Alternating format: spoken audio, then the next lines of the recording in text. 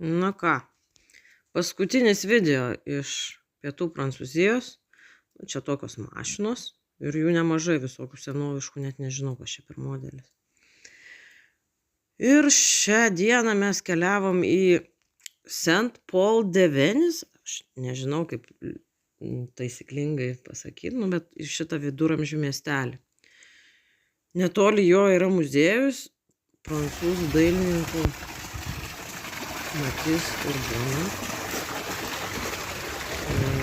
Čia apsilankėm, tai buvo visai įdomu. O paskui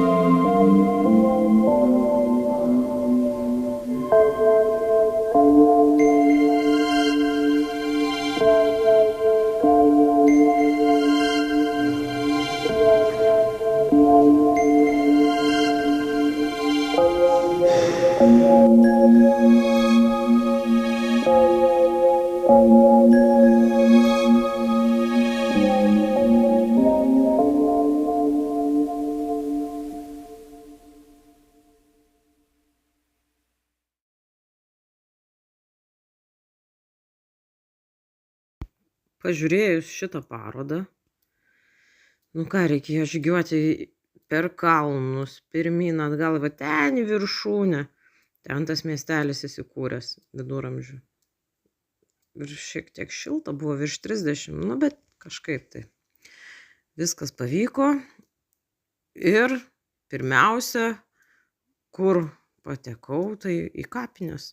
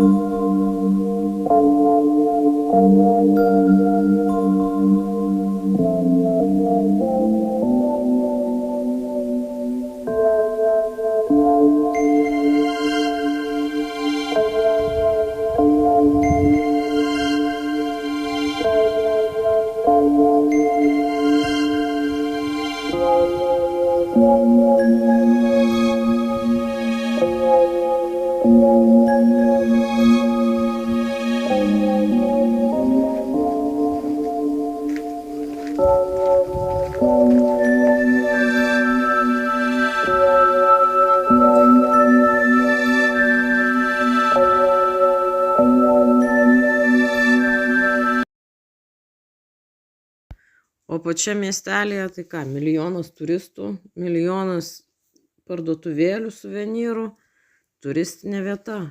Atrodo tuščia, bet iš tikrųjų labai daug žmonių.